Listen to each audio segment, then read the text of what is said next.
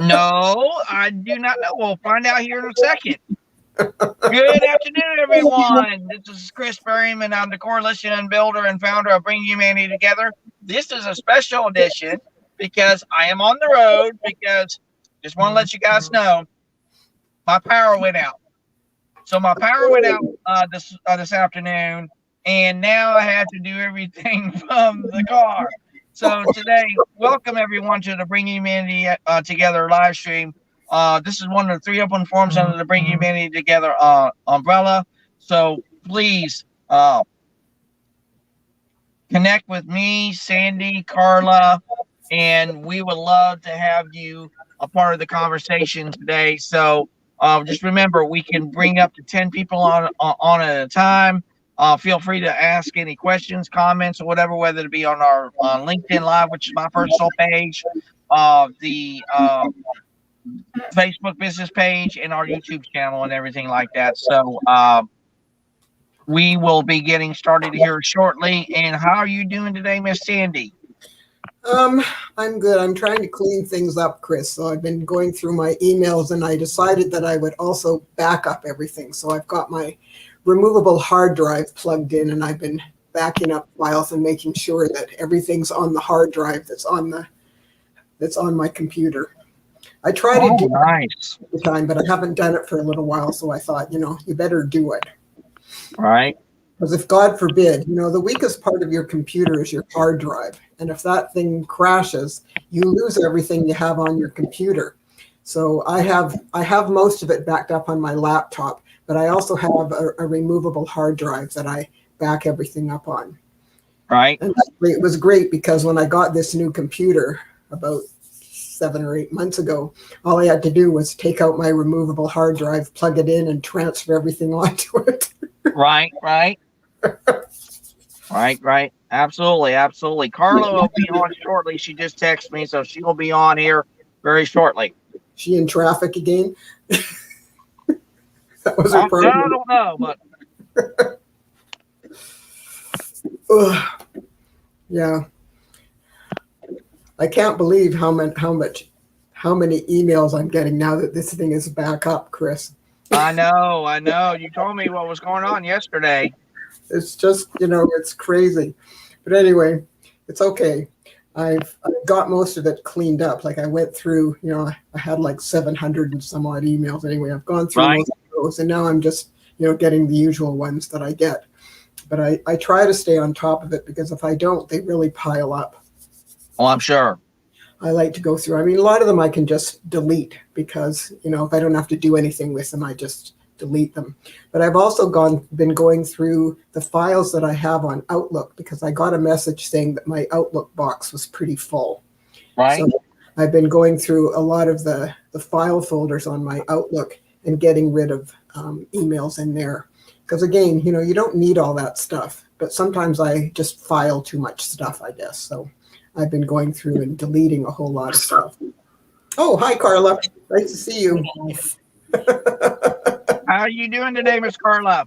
I'm good. I had to hit the little more button to get the link for today. I was like, why am I saying You got to love that technology. Why am I saying Tuesday on there? I don't want Tuesday. As soon as you post those links, Chris, I put them into my calendar because I want to, be ready to go when I'm gonna start doing that because the actual invite just shows up LinkedIn and yeah, I just copy and paste it and put it right in my calendar. Yeah. But I just pull that up and click on it. But like I said, ladies, I'm so sorry that I had to be on the road today because, like I said, the electric went out. Now, come to find out, and I will tell you offline, but there was a little kind of twist to the situation, so I'll let you guys know later about what that is. You're recording as you're telling us this. Okay. I'm just letting you guys know there's more to the story, so to speak. Oh, you mean you'll tell us the rest of the story as? Yes, I will. I will tell you who used to say that? Paul Harvey, and the rest of the story. He used to have a talk show on. I'm dating myself. He used to have a talk show on at noon My Yep. dad would listen with he still has it, a transistor radio. It's about that, Wow. you know. I Yeah. remember those.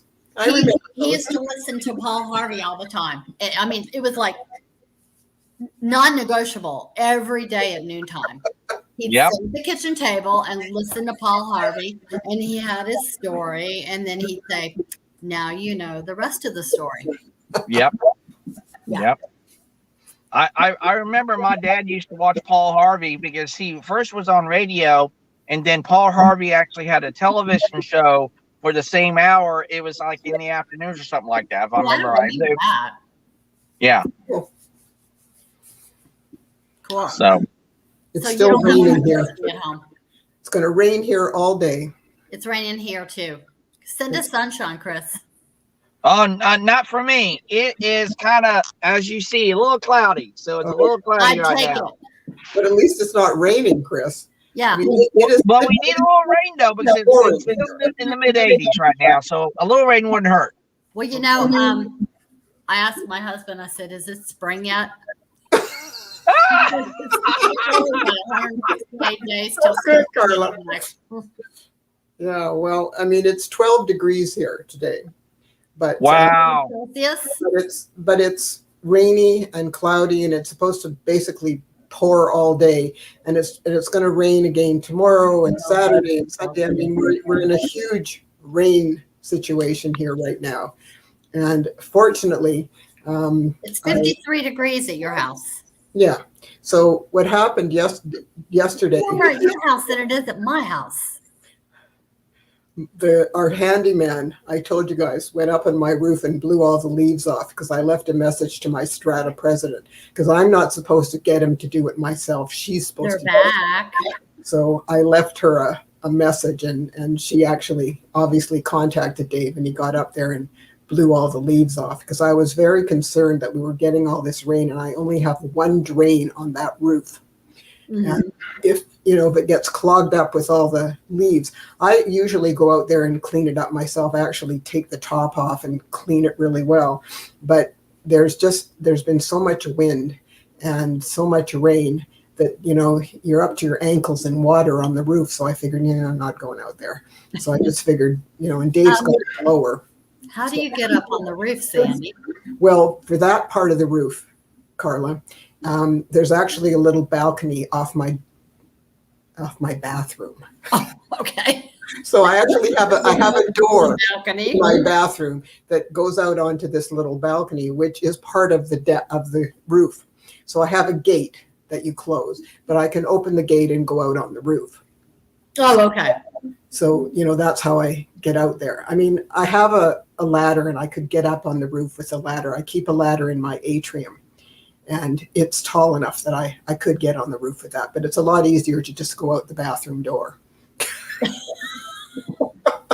That's interesting. But get this though, Carla. She's got one of those kind of ones that's kind of like the what was it? I said the name of it yesterday. It's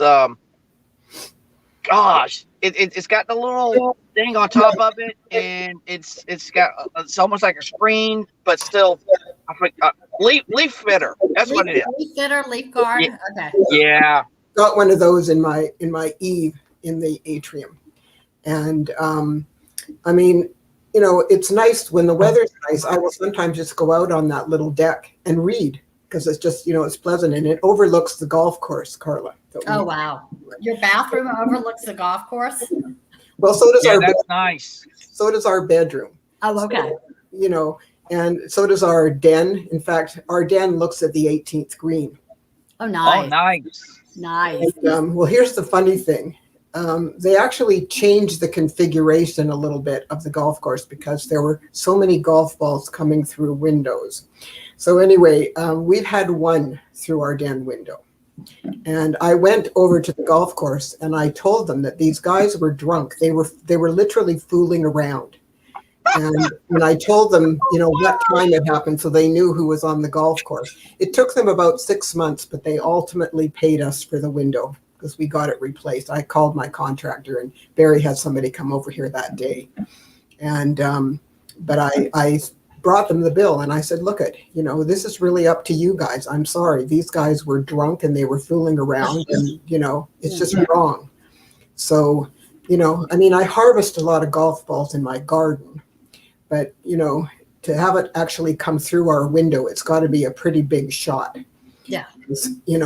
But anyway, there used to be more of that going on, but they reconfigured the 18th hole. And so unless you do a really errant shot, or like these guys, I think they were aiming for the houses. Oh my word. Really? Chris, yeah, they were fooling around. Yeah. And, I had a patient of mine that lived on the second hole of our golf course.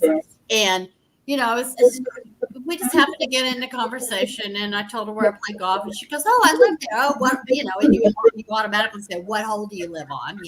Well, I don't live on a hole, but I can see the second hole fairway from my backyard. And I said, "First, second." I said, "Second hole." I said, "Are you on the left? Are you on the right?" She goes, "We're on the right." And I'm like, so there's the fairway, and then there's the same width of woods and things. But she says her house has still been hit by golf balls. Wow. You don't need to be shooting from the blacks or the blues if they're that bad of a shot. Yeah, exactly. How the heck did they get the golf ball over there? Yeah. Because I don't know, but we find them in our yard all the time. The only hole that sort of goes along where some of the townhouses are is the 18th hole, because everybody else is farther away. Mm-hmm. And, but it's just, it's kind of a pleasant place to look. And the other thing about it is that we don't get a lot of thieves in here, because, when thieves go to a house, they want to make sure they have easy access in and out. Well, the back end of ours, you got to jump over a thorny hedge, and then you're on the golf course, and that doesn't help you get out very well. Yeah. And, the gate on our street is locked. Only those of us who live here have a remote. And so you've got to, it's a bit dicey to get in and out of here. So that's the reason why we have very few thefts in here, because people just, it's not easy to get in and out. So they like to have an easy way to get in and out if they're going to be robbing houses. Yeah. So, yeah. Again, we all know each other, and we know, whose cars are whose. And we even know if you have friends that come over a lot, or if your kids come over a lot, we know which cars they are. Mm-hmm. Yeah. If there's something else going on, then, you sort of have a look at it to see what it is. But Well, I remember one time when I was golfing with a bunch of buddies of mine, and we were playing on, I guess it was, because we have 3 different courses. It's like A course, B course, C course. We were probably playing on the C course, and it overlooks a lake. And the lake, what you do is there's a little, almost like a dock there. And people go out and just walk and sit on the dock. What these guys were doing, because just like what was happening to you, Sandy, there were some drunk guys literally were taking the balls. They were in the middle of the fairway, hitting the dock, because they wanted to find out who closest can get to the dock. And I'm thinking to myself, what in the name of? Yeah. And I'm like, are you kidding me? And there's some people who do that. They just go out there and just do whatever, and they're like, I don't care. Well, see, this golf course actually has a couple of lakes on it. It's water hazards. Oh, nice. There are a couple of small lakes, and of course we have ducks, and we have geese, and we actually have some coyotes out there too. So you have to sort of, and of course there are squirrels, and occasionally there are skunks. So, we have a lot of wildlife here, and it's just a matter of, sort of paying attention. Now, Sandy, I have to ask you this. Have you ever crossed a skunk on your travel on a golf course that you saw the skunk by the ball? Mm-mm. No. No? No. That would not be good if you wanted to hit something and all of a sudden you saw a little something. No, I agree. I've given up golf balls to alligators before. Yes, that's common down here in Florida and Georgia. Yeah. You can have it. I don't need it. I didn't want that ball anyway. It was a tough ball. It was a foul ball anyway. That's funny, Carla. We don't have alligators, but the coyotes will eat squirrels. and they will eat small dogs, like they'll go after them, because one of my neighbors has a little dog, and she used to, walk it a lot around the golf course because there's a trail around the golf course. But, I don't think she walks there anymore because I think one coyote came and she picked up the dog. But I wouldn't take Apple there. No. Because, well, Apple doesn't walk anyway. Well, that's right. Yeah, that ain't gonna happen. I just wouldn't take that dog anywhere near there because the coyotes would go after her for sure. Yeah. But sometimes we hear them at night. But there is a small pack of coyotes that live on the golf course. Well, we usually have deer. We didn't see any deer the other day. I told my husband, I said, it's too dang cold for them. They're smart. They're inside. They're inside. Good for them. Yeah. It's like 56 degrees here and rain.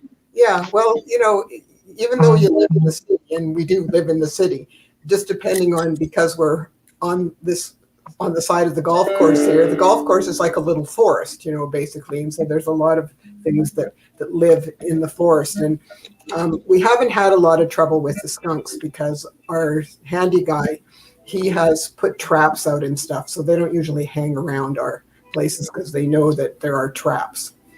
But they do have, the traps they have are for rats. We have some of those. And the coyotes will eat those too. So we're very happy if they eat the rats. Not so happy if they eat a squirrel. I think they're cute and they're allowed to run around. But, the few people here have small dogs, and, they've got to keep them protected because the coyotes will come after them. But other people have bigger dogs. They won't come after the bigger dogs. So it just, like our next door neighbor has a pretty big dog. I'm sure that he would chase the coyotes away. They're a very nice couple. They're two retired lawyers. Both the husband and the wife are retired lawyers. They're a very nice couple. We have a key to their house. My next door neighbor, I've got a key to their house, and the neighbor on the other side of me is our strata president. She has a key to our house. And another couple have a key to our house. And so when we pray, tell them, that we're away. And when Bob and Laura go away, they tell us. And, if there's anything funny going on, I would call the police or, whatever. Their daughter sometimes stays in their house when they're away. And Laura always tells me if she's going to be there, and that's fine because then at least somebody's in the house. But, it's just, because we all know each other, we just keep an eye out. It's like living in a small village. And it's kind of nice. I'm sure. We don't necessarily socialize with everyone, but we certainly know everybody, and, we can talk to them on the street. And like the people that live across the street from us, she's a real amazing gardener. The grounds around their place have never looked this wonderful. I mean, she has done such a job, and her next door neighbor is also quite a good gardener. So the two of them have these beautiful gardens around their house. It's very nice. And of course we get to look at it. So it's pleasant. But Sally's out there every day. She's out there, weeding and planting things and doing I don't know what the hell she's doing. But anyway, she's always in the garden. So it's kind of cool. So what I would like to be able to pick up on, and Carla's right now doing it because I can't really do it on my phone, is I want to go into the third component of what Catherine Courage was talking about, because on Tuesday we talked about creating those environments, and then yesterday we were talking about the experiments, and there's the third component to this that we need to dive into a little bit more. So as she was searching that, do you believe, Sandy, that the environments and the experiments, are they interconnected to one another? I think they are to a certain degree. I think if you haven't got an environment that sort of allows you to test things out, you won't. And, again, a lot of it has to do with both the culture in terms of how you're encouraged to deal with things.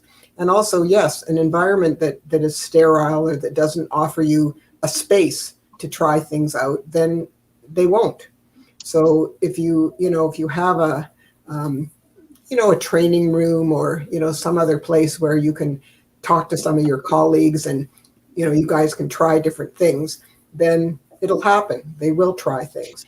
But, if they're just in cubicles and, they don't really have any place to gather and it's just, I don't like those kind of offices, but anyway. I know it. So Carla, what about you? Do you believe that the environment and experiments, are they interconnected too as well? The environment and experiment. Yeah, I was looking up some information of, looking at some articles about creativity, and they talk about things like setting up an area where people can interact together and just off the cuff, brainstorm. They have whiteboards, they have markers. It's almost like being back in kindergarten again and having all these different tools to play with. They talked about having stimulating environment. It's like, just in some respects, I think it's almost a little overboard, like with color and light and sound and daylight and wall colors versus whether you want warm or you want bright, to invigorate people and all these other things. And yeah, I think it's great that you have a nice work environment. But if you don't have that deep-rooted mindset to listen to people first and allow them to have that opportunity to be creative, to be heard, and to feel like what they actually have to offer makes a hill of beans worth a difference to anybody, and maybe they're getting credit for, hey, Susie had this great idea of XYZ, let's build on that, Or I don't know if you've noticed, we've had an increase in our sales recently, and it's because Mary had tried this great innovative system to see about increasing her return on getting sales, for example, and it's worked really well. So we'd like to share it with everybody, give people credit for what they're doing. If you don't listen, it doesn't matter what color you paint the walls. It doesn't matter what whiteboard you have. It doesn't matter that you have paper that you can draw on with all these different colors and just fill up a whiteboard. If a company's not going to listen, it doesn't make any difference. Right. And I just, and see, for me, I've always seen that there's an interconnection to everything else. I've always seen that for a lot of years of my life. When I first started working, I didn't really see it. But Catherine Courage really does set it right when you say, hey, as kids, this is what we were able to do. We just basically just showed the world. And I remember in her, I think it was in her second kind of part of it when it comes to experiments and everything, she even said, I believe, that kids ask 100 questions a day. That is truly amazing. And I was these kind of kids that always will push buttons and everything and just go off the rails and say, why does this work? My parents hated me to do that, but I was so curious. And to me, curiosity can spark that wisdom and spark so much, because the curiosity goes hand in hand with creativity. So you can have both. My son was like that, Chris. Mark asked questions about everything. He wanted to know how people got into the TV. One day I came into the den and he was looking behind the TV. He wanted to know how they got in there. He was about 4. It's just, he was very, very curious about all kinds of things. And his older son is like that too. And I think it just shows that kids are smart. and that they want to know things. And that's the way to know, is to ask questions. I mean, it really is. That's the way to learn. And that's why kids ask so many questions. And I think it's really good. I always encouraged our kids to ask questions. You want to know something? Ask. And, and it's the old story. If you don't ask, you don't get. So that's another problem with, with asking.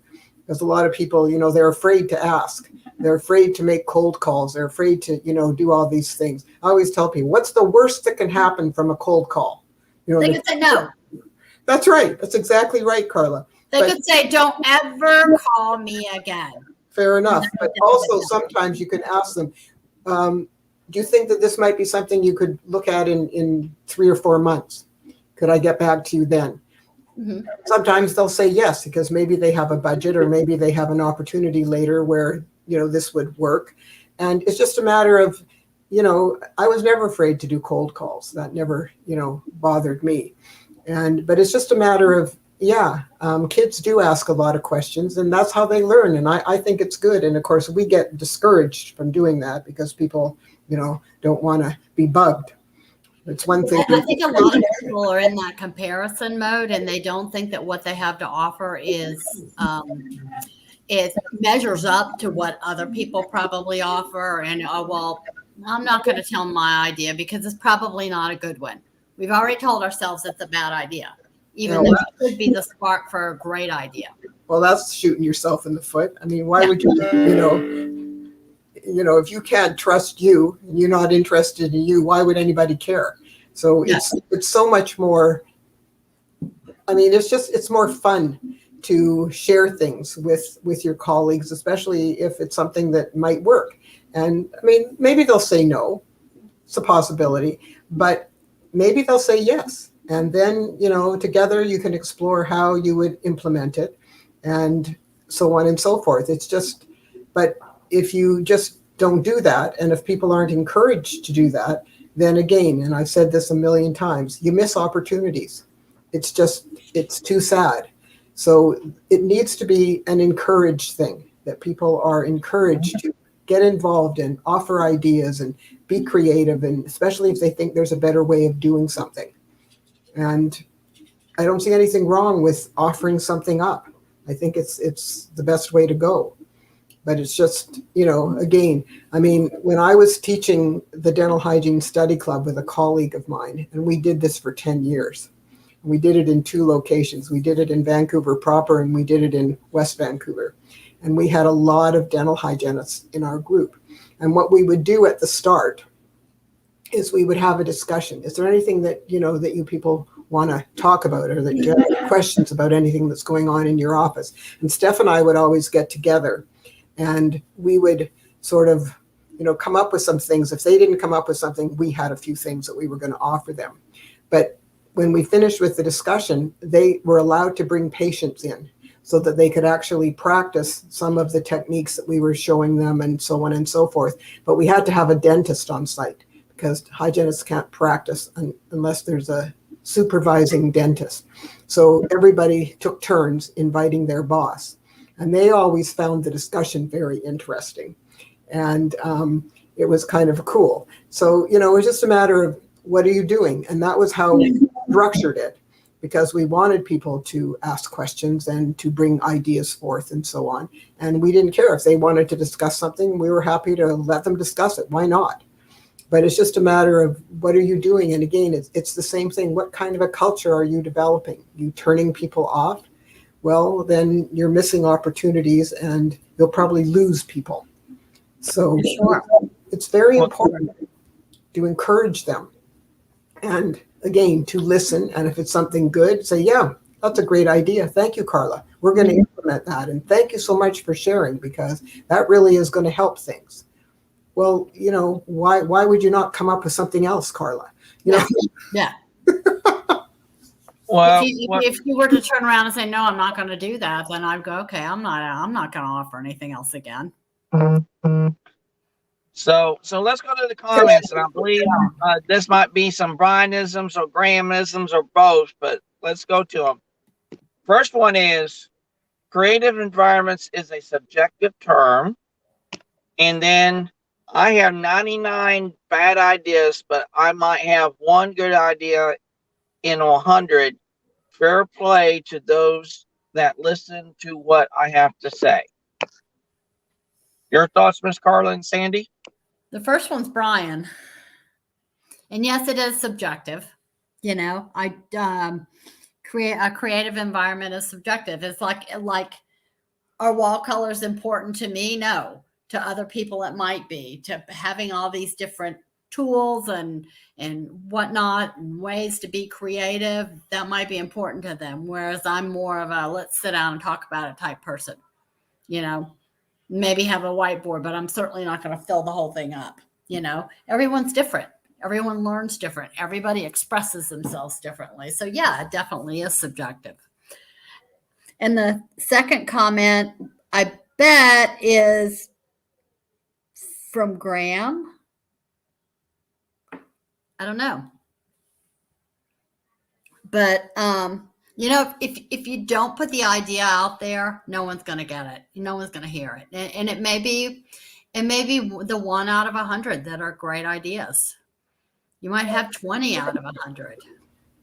Yeah, but if you're never encouraged to share them, Carla, then again, you know, we miss out. Because it's just, there are a lot of people who are very inventive, very creative, and if they're given the opportunity to share what they think might be useful, then we should certainly listen. And if everybody agrees, yeah, that's a good idea, let's try that for sure.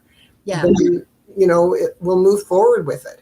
But if people are not encouraged to be creative, inventive, then again, you know, just nothing happens.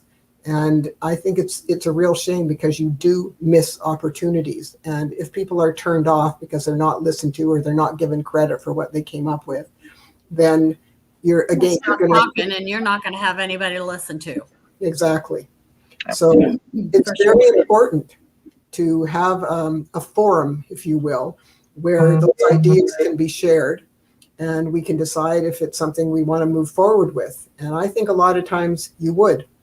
Mm-hmm. Well, you know, you could always, I mean, it doesn't have to be in a public setting either.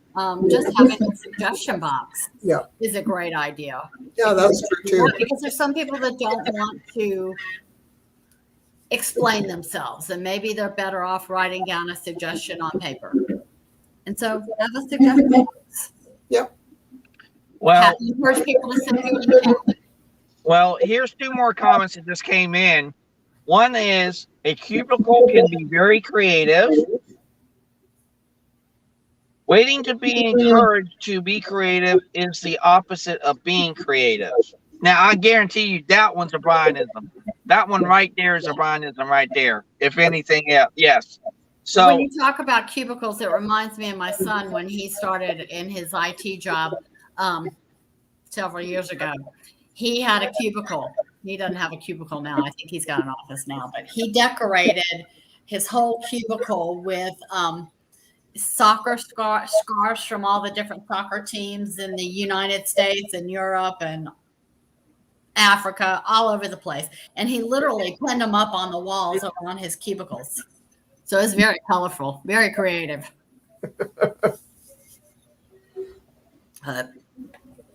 Let's see. Waiting to be encouraged to be creative is the opposite of being creative. Well,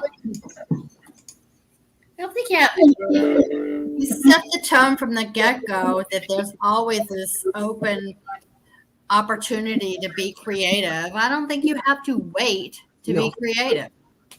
If you have a creative idea and the culture is right, that you're listening to your people and fostering the opportunity to be creative and who to go to or collaborate with somebody or work on a project with them, when you have that open relationship, you're going to just automatically help each other out. I agree. I just think, you know, it's the kind of culture that you're working in. And if it's a culture that encourages people to offer ideas, then ideas will be offered, especially if they're listened to. And then if everybody agrees, they're actually implemented. Then, you know, why wouldn't people offer ideas? Mm-hmm. But if you're in a culture where nobody wants to listen, and even if they do offer something, it's, no, we would never do that, you know. Well, I mean, I'm sorry, that's not a way to deal with things. It's better to ask the people on the front line. So what do you guys think? Do you think that's something that would work? Well, should we give it a try? Yeah. And thank you, Carla, for suggesting that, because it's looking good.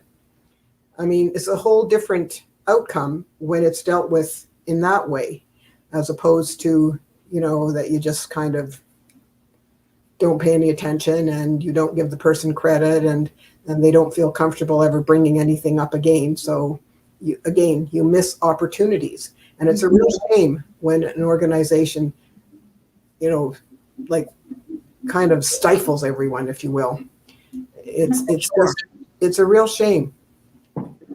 I mean, when my dad was running the dental practice, at our staff meetings, we had all kinds of stuff that came up, all kinds of things of what we should do in certain situations and who should be doing what and what new equipment there was out there that maybe we wanted to get, or some different supplies and, different kinds of things. And we always talked about it. In addition, if somebody went to a continuing education course, it was up to them to give a summary to the rest of the staff of what they learned.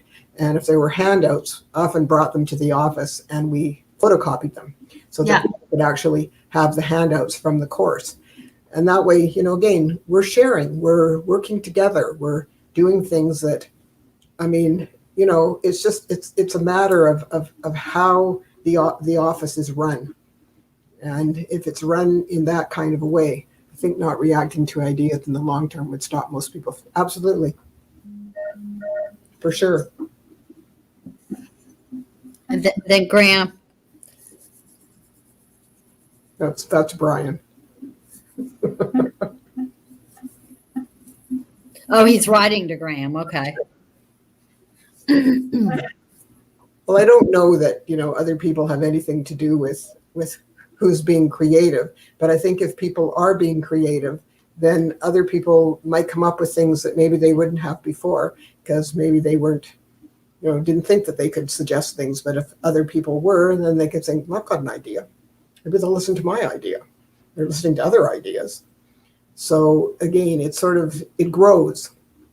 Yeah, you start off with a little something and then you add to it and say, well, what do you think about adding this to it? Well, that would work, but maybe something else would work better. What if we do this? What if we add this to it? Yeah, that's a great idea. That's going to make that work a lot better.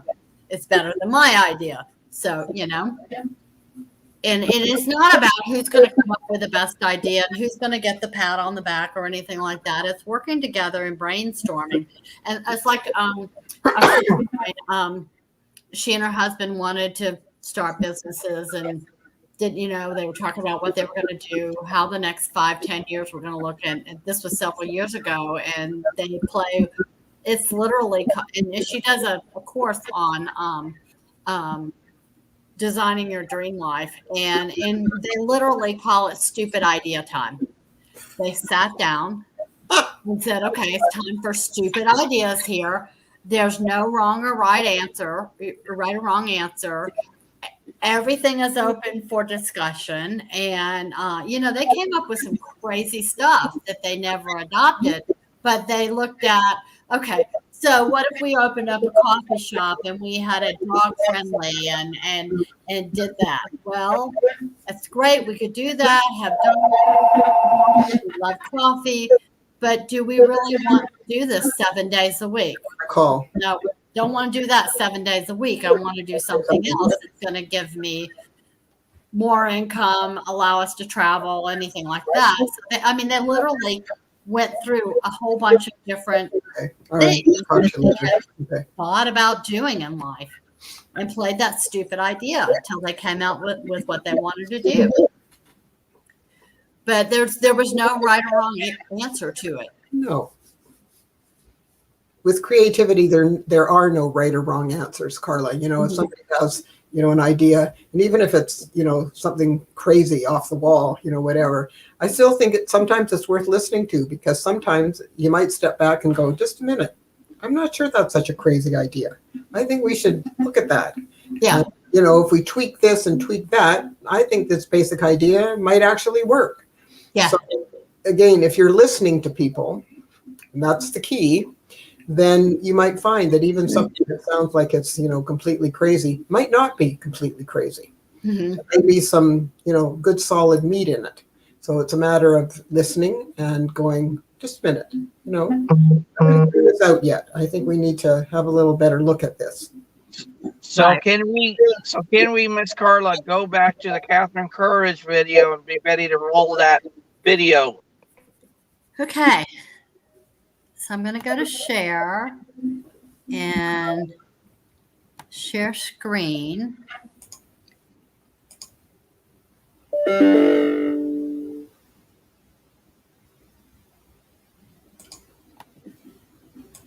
And again, thank you, Brian and Graham, for chiming in again today. We greatly appreciate you for chiming in. We greatly would love to have you on the show. But like I said, today is one of those unique kind of days because, like I said, when the power goes out, you have to go mobile. There's always a way. Okay, let me know when you're ready, Chris. Say that again, Carla. Can you see it? Okay, hold on. You got to. Okay, hold on. All right, there we go. There. You got it? Hold on. Oh, Brian, yay. There you go, Carla. Now it's up. Okay.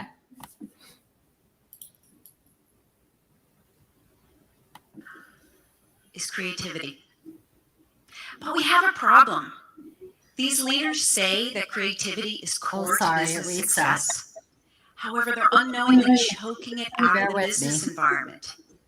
So how do we bridge the... Here we go. But think back to your childhood. These are the kinds of space... It reset it, so hold on. Let me get to the third part. Sorry. No worries, Carla. How's this for authenticity? Then There we go. Storytelling.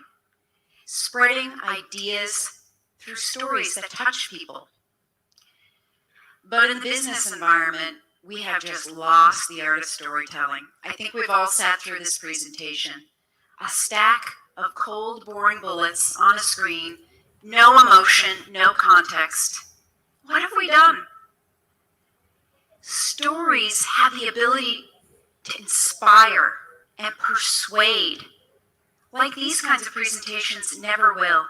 Like facts, reports, and charts just can't. Rewind to childhood, when we were all natural storytellers. We told stories through role play. We empathized with our characters and captured the hearts, minds, and imagination of our audience. We need to bring this back to the work environment. Stories have a really powerful ability to package information, context, and emotion. There are a few things that I believe make stories really, really successful. First of all, they start with passion and emotion and vision. They're not at all about constraints and timelines. They make your customer the hero, someone that your audience wants to invent for. They're hanging on every word. They want to see that customer succeed. And lastly, stories drive conversations. They're not just one-way monologues. They leave the audience wanting more. They want to understand. They want to help bring your idea to life. One of my favorite examples of story-led innovation comes from GE Healthcare. Doug Dietz, an industrial designer for 20 years, decided he was going to go out and see his MRIs being used in the hospital. And he made a really unexpected discovery. The experience of a child receiving an MRI. The child was crying in the hallway, and the father leaned down and said, "Remember, I told you, you have to be brave." Doug was so moved by this experience that he wanted to learn more. He discovered that many children have to be sedated because this experience of an MRI is so terrifying. This increased risk, cost, and stress on the family and the child. Doug was so determined to solve this problem, he went back to GE Healthcare and told this story. A group of people were so inspired that they wanted to work with him. They wanted to change the ending of this story. And the result is pretty incredible. They developed the Adventure series of scanners.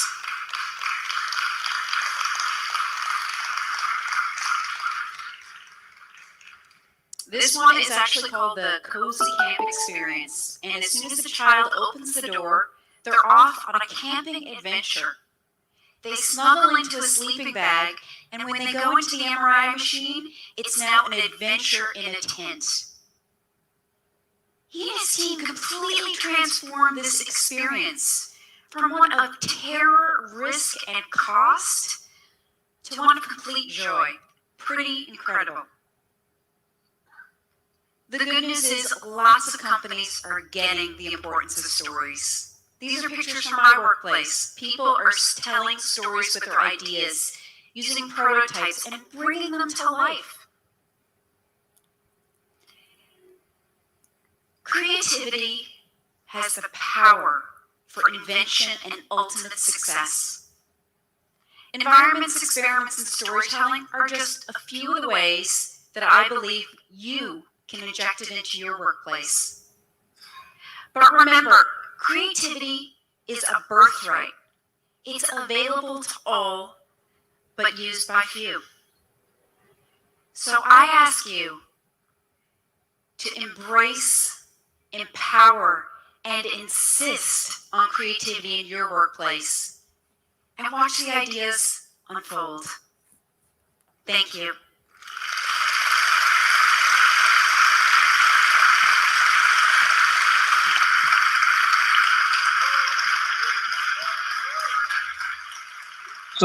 So isn't that amazing?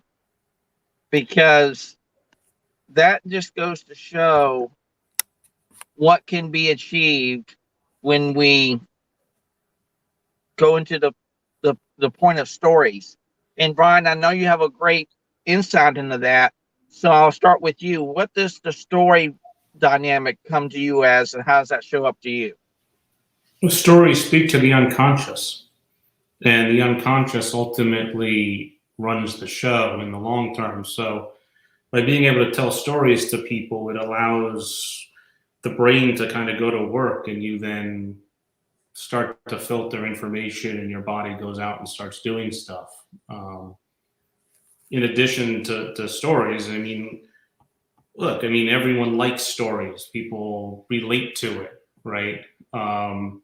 In some form or fashion. So I think it's kind of I guess a non-intrusive way to give someone the answer without giving them the answer, that you allow them to figure it out for themselves, right? People love cliffhangers, but if you give them a portion of a story, their brain starts to create the answer for themselves, and they then go and resolve it, right? Which is why I know we've had many conversations that we're so gratuitously trained to give answers to people, and it just does a disservice. You know, we're quick to give someone an answer of what their question is, and it does no real benefit for them. Well, I love when Sandy does her presentations and she gives examples. Those are stories in and of themselves, and people learn by hearing about different scenarios and different ways to handle a scenario. It's better than looking at a PowerPoint. And I know that you believe, like I do, Sandy, that you just don't put all your information up on a PowerPoint, because we've all sat through PowerPoints before going, I can't believe this person is just reading this darn PowerPoint to me. I could read this myself. What am I doing here? You know? So it's so important to just allow, use stories, because they're great examples and ways to learn. Well, and people relate to stories, Carla, because particularly when they're human stories, people relate to them. And that's what makes it interesting.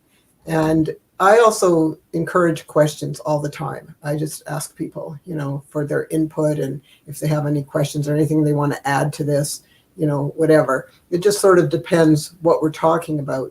But because mostly what I'm talking about is common sense stuff, there's no reason why people sitting in the workshop can't provide answers. And a lot of times they do, or sometimes they even will tell a story.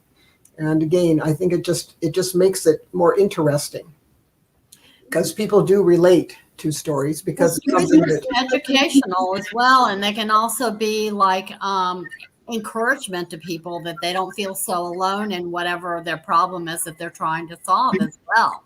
Yeah. I use stories all the time, and I tell people if you don't have a story, get to know other people's stories because those are encouraging to people and they feel like they can relate to you.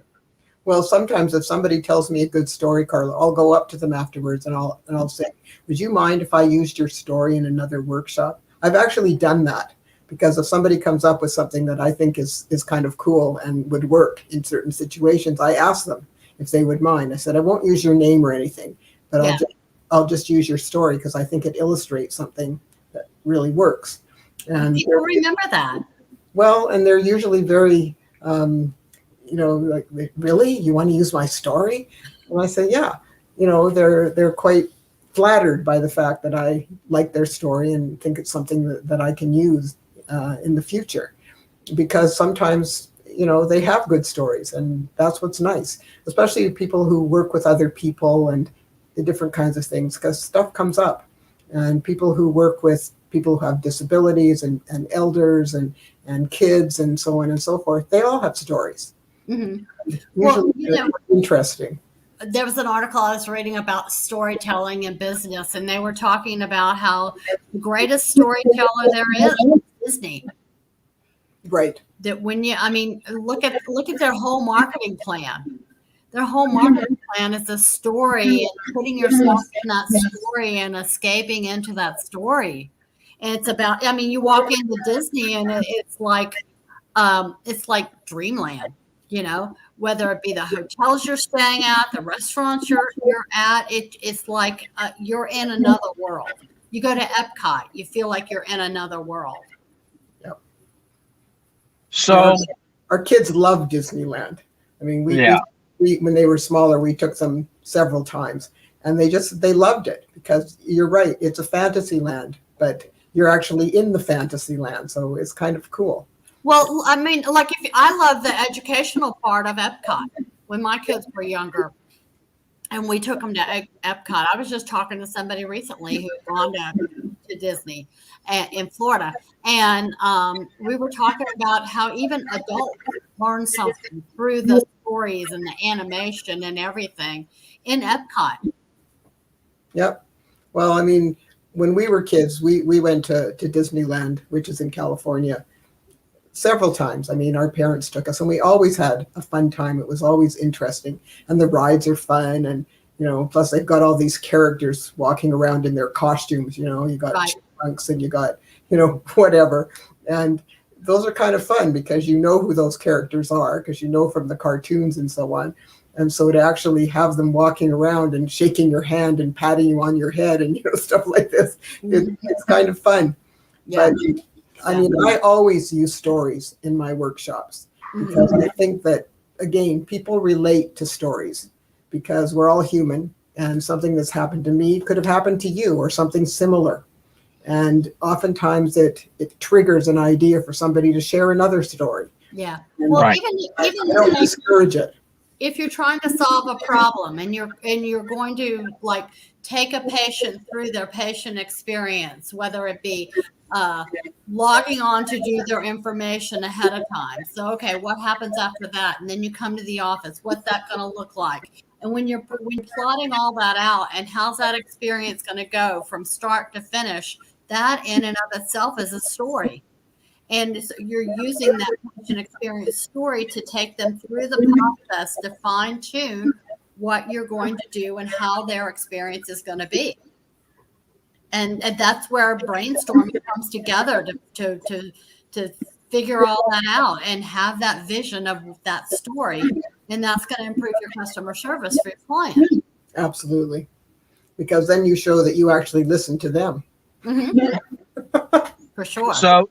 So Brian, I would like to go back to what Graham just said, and I know you're kind of chatting back and forth with him, but he said, Brian, why should someone be more creative if the team isn't interested? Can you go more and deeper into that?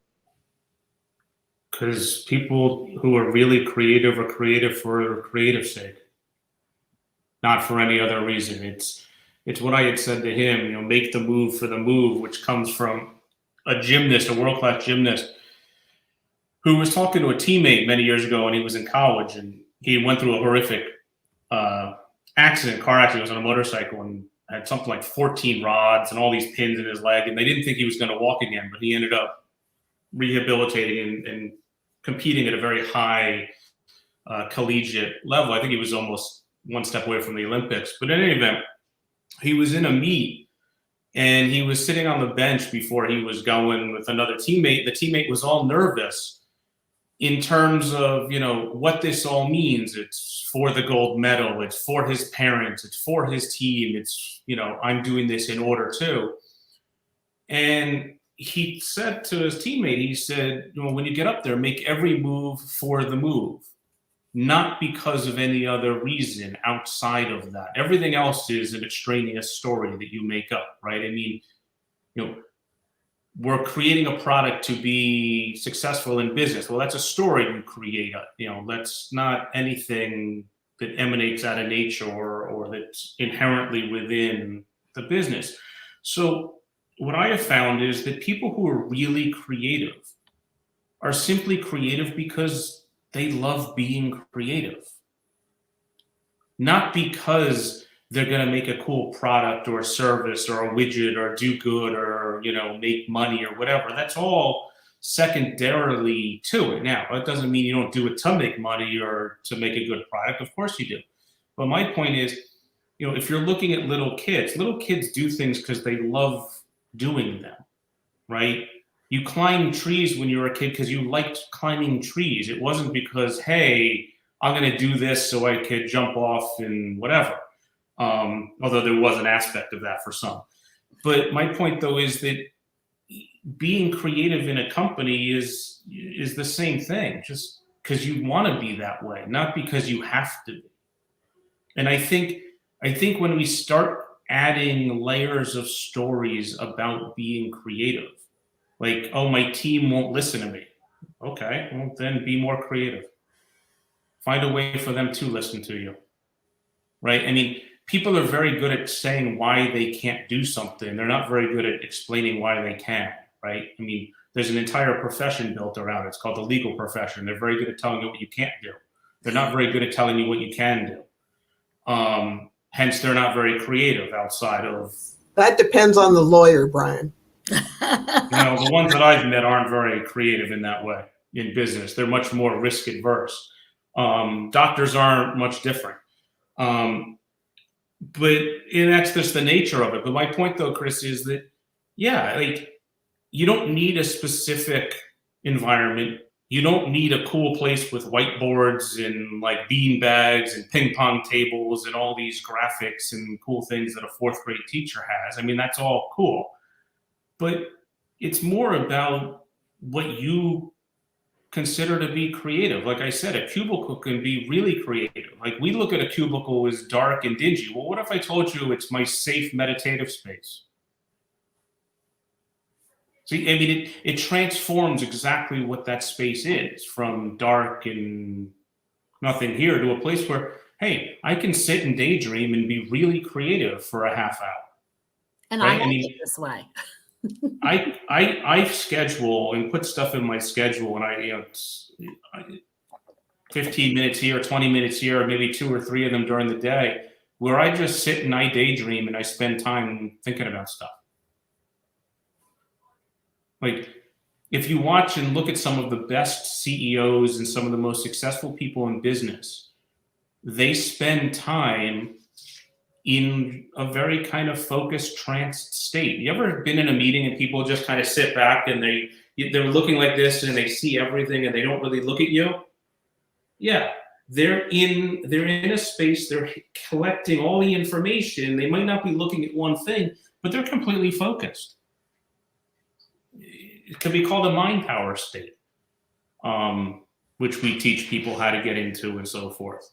But yeah, so I just think we look at creativity too tangibly in many ways, Chris. That it goes further than that. What's your thoughts, Miss Carla, what Brian just said? Well, I was reflecting on Graham's comment about, if they're not going to give you the ability to be creative, why should you be creative? I think the whole thing started out on listening and allowing people to be creative. No one is telling anybody that they have to be creative if they don't feel like they're creative or they don't have anything that they want to impart on a particular problem or whatnot. But creativity also goes into, like Sandy's presentations of having games and having scenarios for people for learning. It's a matter of whether you're talking about learning concepts or whether you're talking about solving a problem. I think everybody needs to have the ability to add to what we're looking at for solving a problem if they want to. There's some people that are going to think, I don't have any good ideas. Well, if you don't think you're going to have any good ideas, you're not going to stretch your mind and you're not going to have any good ideas. Okay. But in the same, don't complain about a problem and come and badmouth everyone else with a way you'd handle it when you wouldn't have even said your 2 cents worth, either verbally when we were all brainstorming about the problem, or write it down and hand it to your supervisor. Well, I just had to throw this in there because Graham just said that they are probably focused on the round of golf that are playing later, Brian.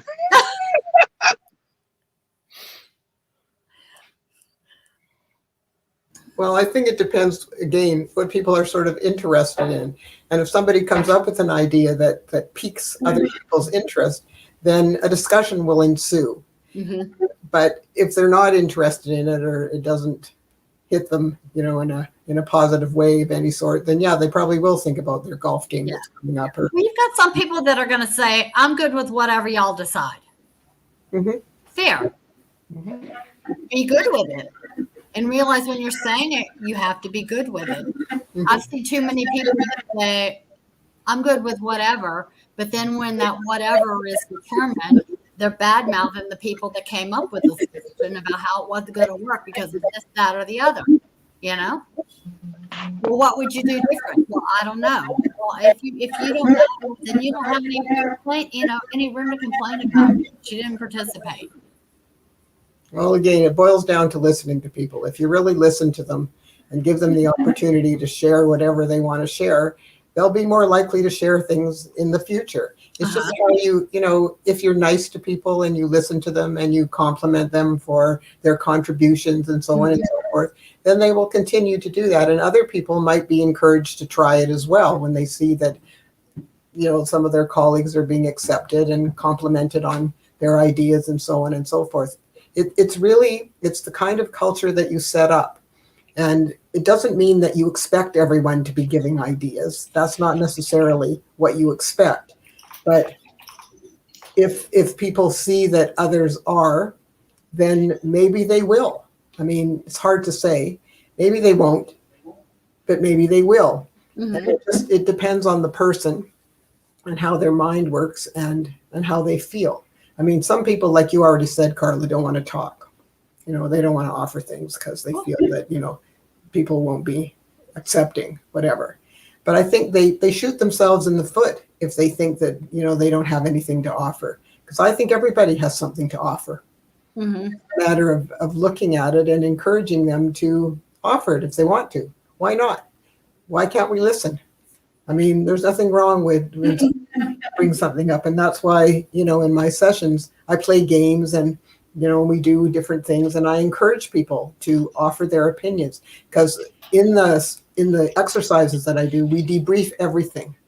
And I encourage people, even if they weren't working on that particular scenario, I always ask, anybody else got anything to add to this particular scenario? Mm-hmm. Something that, that group didn't add in. Anybody got any other thoughts on this? And sometimes they do and sometimes they don't. Doesn't matter, but I want to give them the opportunity to chime in if they wish. And that way, just because they weren't in that group, but if that's a situation that they've encountered, maybe they have another answer. And so let's hear it. So it's just, again, it's the culture, it's the environment that you create that helps people to feel comfortable to offer things. And again, if we don't do that, we miss opportunities, because I really believe that people, can help. They can offer ideas, and especially those that are on the front lines, they're doing this stuff. So if they have an idea of how to do it better, why would we not want to listen? It doesn't make any sense. I mean, I use stories in my workshops to illustrate things, to sort of, reinforce it, if you will. And, a lot of times people laugh and, they say, yeah, I've had that kind of an experience. I'm thinking, good. And you can relate to it. So that's also a positive. But it's just a matter of people relate to human situations. And when you share a human story, most people in the room can relate to it. And it helps to explain things or reinforce it in a way that they'll have something to remember. Mm-hmm. Well, I think it's important that I've seen this happen so many times that in healthcare that, we're going to have weekly or every other week, we're going to dedicate a time to having a team meeting. And we're going to talk about frustrations that people may have. Maybe talk about a new policy that's coming on board or anything like that. And it goes good for a couple of weeks. And then next thing you know, well, we have to reschedule the meeting because the physician's running late, or we have to reschedule it because of X, Y, and Z. And so you're presented with this great opportunity to work out problems and work out kinks and get everything flowing right. And it goes for a couple of weeks. The next thing you know, it's like it's been a month and a half and we haven't had a team meeting for whatever reason. Oh, well, we don't have time for it. Well, you have to make time for those kind of things. And you have to be open to listening to people and hearing what they have to say. I think I had given an example earlier in the week that one of the things, we've had patients that were running late, and when you actually looked at it, they were, if you told them to get there 30 minutes ahead of their appointment, they'd usually show up 15 minutes ahead of time, and then or they'd show up at the appointment time and didn't have all their stuff. Well, that throws off the whole series of events that's going to happen with their visit. And, we had an issue where the physician was running late, and they were clueless as how them running late threw a monkey wrench in the whole thing. Those kind of things need to be talked about, and those kind of things need to be brainstormed about to solve those problems. And we talk about storytelling and looking at the events that clients go through when they're in your office or in your business or whatever. You have to play those through and work out the kinks. My sister-in-law is always late. So if we are going somewhere with Sylvia, I always tell her I'm going to pick her up a half an hour before I do. And then there's at least a chance that she'll be ready when I get there.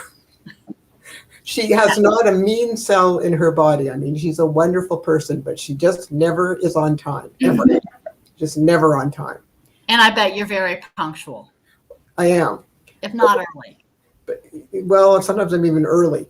But with her, we know this. I mean, we know this about Sylvia. And so, we always tell her at least half an hour, maybe even 45 minutes before we're actually going to do something or have her here or whatever it is we're doing, because she just can't get it together. She just can't. She's not organized in that way. Time is just something that just runs away from her. She can't, manage it very well. But that's okay. We've learned how to deal with that. And so that's how we deal with her. I'm looking at Graham's comment down here. Brian, sure, but it would be helpful if individuals didn't have to battle to be heard. So we go from almost feeling like you have to be creative to it. What kind of battle do you all see out there for people battling to be heard? Well, That's the battle that we create. I mean, people don't stop us from doing things. We stop ourselves from doing things. And it's what I'm talking to Graham a little bit about, but we don't need permission to be heard, or we don't need encouragement to be creative. Like, again, that's putting it into someone else's hands to give us something that we need to do, as opposed to us taking the power and doing it for ourselves. Like, I'm not going to wait around for someone to give me permission to be creative. I'm going to be creative within the framework that I'm working in. Like, I don't need a team to agree with everything I'm going to do or want to do. And, not every idea gets heard. Well, okay, but that's on me. I need to do a better job cultivating that idea. Right? I mean, give them a reason to listen. They're not just going to listen. And just because I think it's a good idea doesn't make it a good idea. Most of the time, people think they have great ideas, but they're terrible. Right? I mean, and it's the same with starting businesses. Oh, I have a great business to start. And okay, wonderful, but no investor is going to invest, and it's a terrible idea. But my point, though, is that we're so quick to wait for other people to give us permission to do something. We look outside into society and say, tell me what to do. What's my boss doing? What's my leader doing? Have they created a safe environment to do it? And I just think it's a cop-out. I think it's BS. Like, we don't need managers or leaders to tell us to do anything in that way. Like, we can still be creative within the framework of our job. Like, I'm not saying you go outside the box of, doing something that your company won't allow or something. But my point is, I don't need a manager or a boss to tell me it's okay to go do something.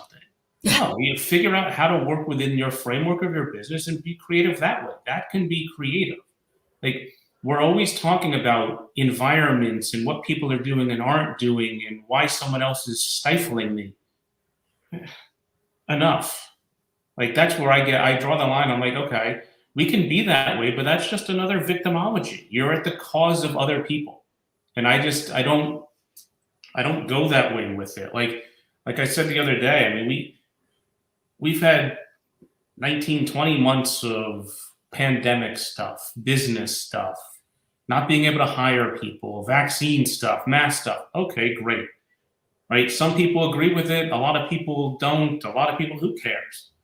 The point being is, we're in this situation. Now what? Like, we can complain about that, my boss is making me do something. Okay, well, you have an option. Right? You either follow it or you don't follow it. Right? What's possible? What are other options? Be creative with the framework that you have. Like, and people stand up and go against it, fine. That's another option. Some people comply and believe everything they're told. Fine, go ahead. Like, I'm just saying that we have an ulterior option that is, I can look at my circumstances, my situation, objectively, not in a right, wrong, should, shouldn't be, and I can make a determination. Okay, where do I go from here? What are my options? Can I go left, right, up, down, diagonally? I don't know. But most people take their circumstance and they look at it from a particular context that doesn't allow them freedom to move. And I think that's ultimately where really creative people differentiate themselves from everyone else. That sounds like a great call to action. 2 words. Stop it. stop allowing people to make decisions for you, or allowing you to have permission to live your life and be creative in whatever way you want to be creative. Yeah, I mean, look, things are always better or worse. Like, I mean, we make them out to be far worse or far better than they really are. Yeah, Like, we do. the truth is always somewhere in the middle. You know, it's never as bad as you say it is, and it's never as good as you say it. So you love stories. Here's a story. So, for example, you own a piece of property, and the people in your town always walk across your property to get to their destination because it's a faster route. Well, it annoys you that everyone walks across your property to get to where it is. One day you decide to put up a fence so they can't get around. They're going to walk up and find a fence, and they're going to be all pissed off that they can't go through your property. But guess what? They find another solution and go somewhere else. Like, people will always adjust and figure it out. Like, it's not always, this is it, cut and dry, right? I mean, it's not black and white. I mean, I just look at creativity. And then I had told Chris, one of the things that we could talk about one day would be really interesting is how negotiation plays a role. You know, most people don't negotiate. Most people don't compromise. People push their agenda and they get all pissy and take their ball home when they don't get their way. I mean, just look at the Democratic Party. But, you know, it's an interesting conversation, Carla. Yeah. We have other possibilities that are there. So what would be your call to action? Stop looking for acceptance and stop waiting for someone to give you, I guess, permission to do something. Stop assuming that other people are going to tell you how to live your life and how to do your job and how to be creative. Because they're not. They're more interested in themselves. So my suggestion is be more interested in your own self. Yeah. Get over yourself. They don't care about you. We want everyone to like us. We want everyone to like us, but we don't like everyone anyway. So what's the point? I'm not like that. I am who I am. If it's for you, that's fine. If not, that's fine. Well, my call to action is simply this. You define you and how that shows up to you, because not only does your day change or values change, but more importantly, your creativity changes by the day or by the minute. So you can actually be the creator of that very change within you, and you shouldn't have to wait on anybody to do that. So you can do that.